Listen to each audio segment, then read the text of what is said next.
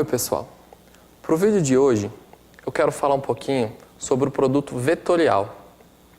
Claro, o produto então entre dois vetores do R3. Então a gente vai pegar no espaço tridimensional dois vetores que já estão aqui representados de uma maneira que para mim vai ser boa, com a origem aqui no mesmo ponto. E esses vetores então eu vou chamar de U e V, eles têm três coordenadas. No caso de U eu chamei o 1, o 2 e o 3. No caso de V, V1, V2 e V3. E a definição do produto vetorial entre U e V é simplesmente um outro vetor que tem como expressão o determinante dessa matriz aqui.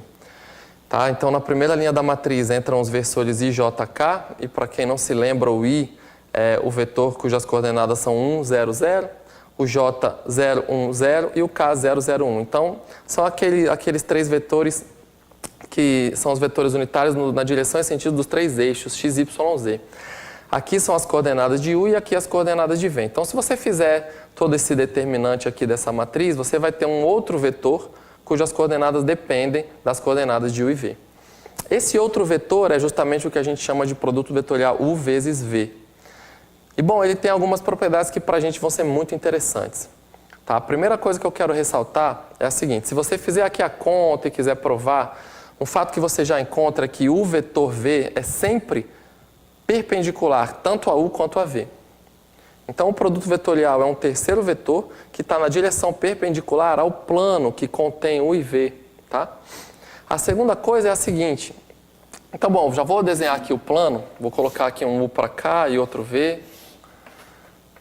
Se a gente quiser ter uma noção melhor do plano. A segunda coisa é a seguinte.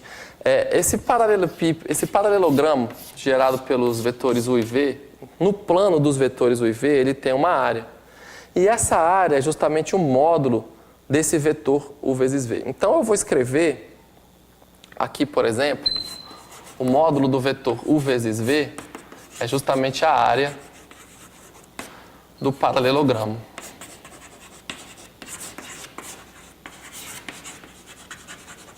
Do paralelogramo. Tá? E a terceira coisa para eu desenhar aqui, para eu colocar bem certinho, eu já sei, então, eu já vou colocar que U vezes o vetor V, ele é perpendicular tanto a U quanto a V. Mas uma coisa que a gente tem que saber é o sentido, né? Porque eu posso ter perpendicular tanto para cima quanto para baixo.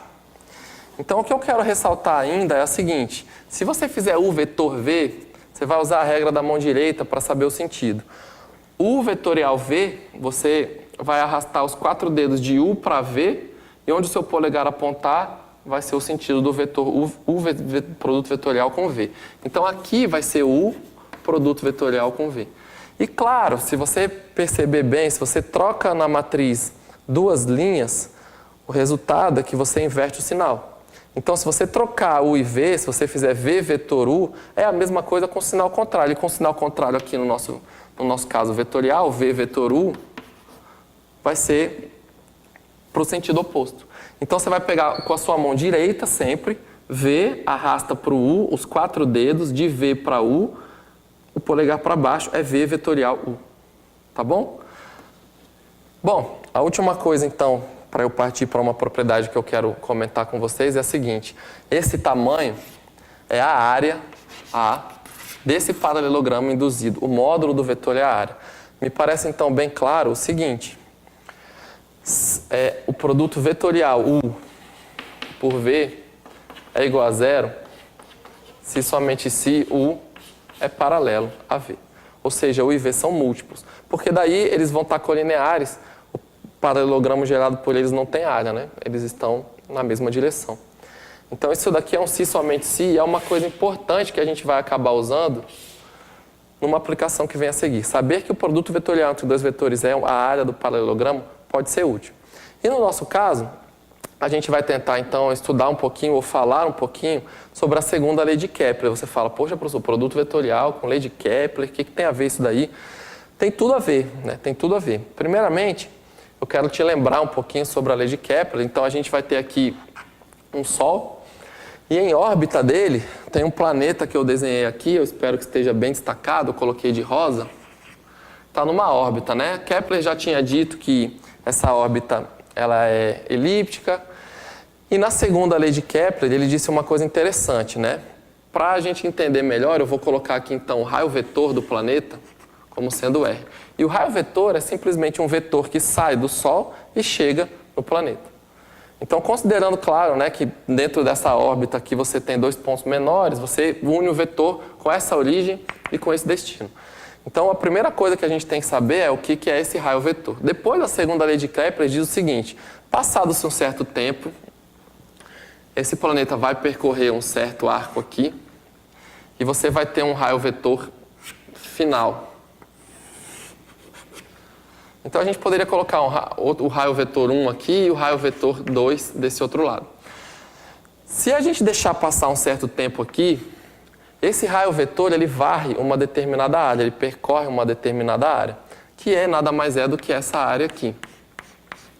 E a segunda lei de Kepler diz que essa área é proporcional ao tempo que demorou para esse planeta sair daqui e chegar na outra posição.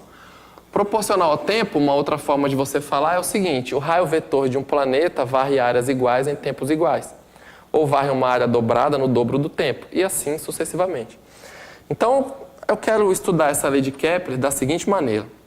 Eu vou pegar aqui o R2 e o R1 e vou considerar que essa área aqui será uma boa aproximação para mim, considerar aqui o vetor diferença entre os dois, que eu vou chamar de ΔR. Então, ΔR é o vetor diferença. Você vai falar: professor, mas o ΔR vai fechar um triângulo exato aqui. E na elipse, né, ela vai sobrar aqui com uma bordinha, as áreas já não são muito iguais. Vou dizer, tudo bem, elas são inicialmente parecidas, mas o que eu quero que você veja é que esse ΔR sendo muito pequeno, esse erro também é pequeno, a princípio. E como eu faço para tentar achar essa área aqui, dados esses dois vetores, né? Dados o vetor R1 e R2 ou ΔR, enfim, como é que eu faria para achar essa área? Uma coisa que eu posso fazer é o seguinte: eu vou pegar o paralelogramo gerado pelo raio vetor R, aqui, e pelo ΔR.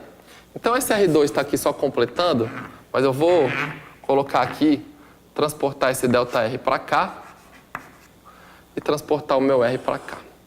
Agora que eu já expliquei, eu vou chamar o raio vetor de R de novo. E você sabe que esse paralelogramo, a área dele é justamente o módulo do produto vetorial R vezes o ΔR. O módulo do produto vetorial. Então, eu vou colocar um produto vetorial como sendo um vetor, que no caso estaria saindo do quadro. Eu vou desenhar aqui de rosa para cima. Ele é perpendicular ao R, ele é perpendicular ao ΔR.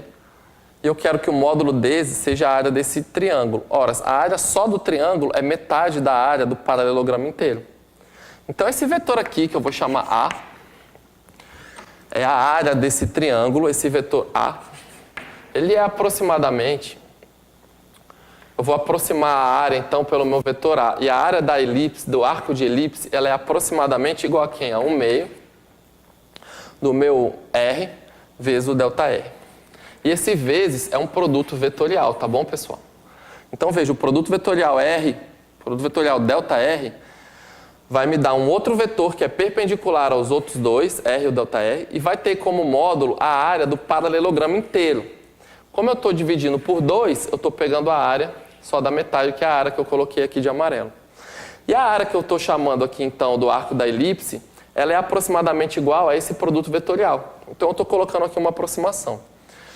E uma coisa que eu quero, então, colocar para vocês é o seguinte: esse ΔR, um espacinho que eu percorri, ele pode ser denotado como uma velocidade vezes o ΔT, que é o tempo que demorou para você percorrer isso.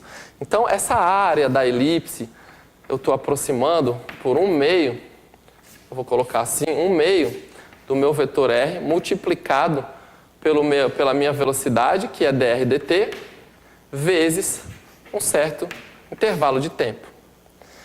E aí, bom, no meu produto vetorial, esse cara aqui é um escalar, eu posso retirar isso do produto vetorial e escrever da seguinte maneira: 1/2 R, produto vetorial dr dt, multiplicado por um ΔT. Então, veja, o que Kepler disse foi: o raio vetor de um planeta percorre áreas iguais em tempos iguais, ou a área percorrida é proporcional ao tempo.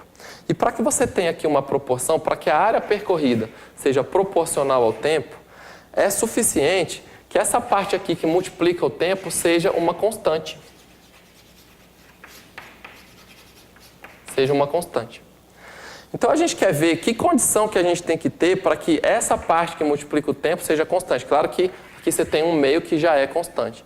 E bom, para que seja constante, você tem que ter o quê? Que a derivada disso com respeito ao tempo seja igual a zero. Ok.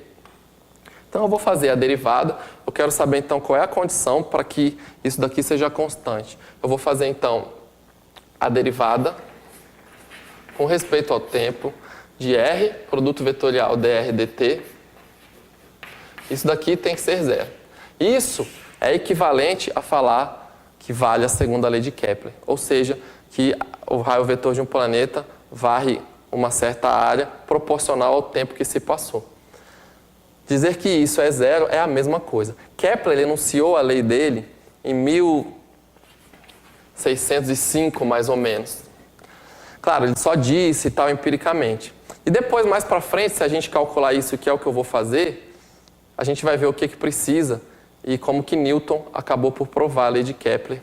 Aqui eu vou fazer um cálculo bem rápido. Então, eu tenho uma derivada de um produto, eu também não vou ficar comentando tanto disso aqui, mas a derivada do produto vetorial segue a mesma regra de derivadas de produtos, tá? Então, você tem duas funções escalares, se você faz a derivada de você ter o produto delas, tem uma regra do produto. Você tem dois vetores, o produto interno ou o produto ponto, faz a derivada, a regra do produto é a mesma. E aqui no produto vetorial é a mesma também. Então, basicamente, o que eu vou ter aqui é a derivada da primeira, produto vetorial com a segunda, mais a derivada da primeira, produto vetorial, a derivada da segunda. E a derivada aqui já vai ficar a derivada segunda. E eu quero que isso seja zero. Uma das partes eu já expliquei, quer dizer, como esses dois vetores são paralelos, ora, eles são iguais, né? Aqui é o vetor velocidade, aqui é o vetor velocidade. Como eles são iguais e, portanto, paralelos, isso daqui já dá zero. Isso daqui já dá zero. O que falta, então, para a lei de Kepler ser verdade é o produto do vetor posição, produto vetorial, com esse outro vetor, que é a derivada segunda do raio, vetor no tempo. Isso daqui tem que ser zero. Ora, a derivada segunda é justamente a aceleração. E isso daqui ser igual a zero significa que o raio vetor tem que ser paralelo ao vetor aceleração. Então, eu posso querer voltar aqui para o meu desenho rapidamente e eu vou te dizer o seguinte. Newton,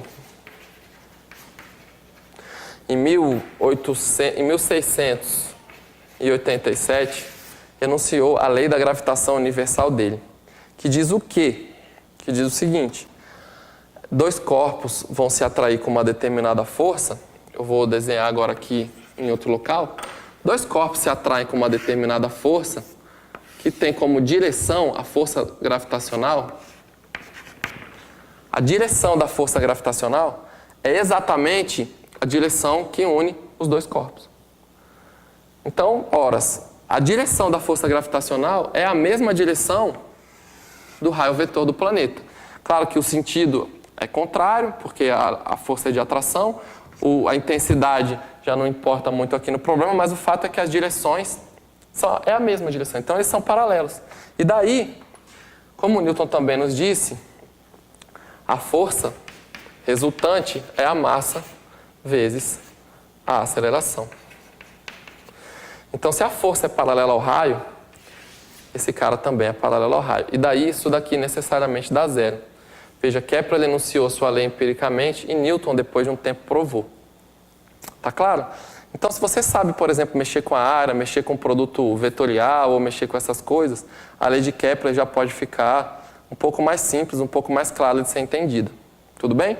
Essa é só uma aplicação, o produto vetorial tem muitas outras aplicações, eventualmente você ainda vai achar outros motivos para se calcular o produto, para fazer o módulo, para calcular a área, especificamente em parametrizações, onde você quer calcular a área de superfície, elemento infinitesimal de área, essas coisas.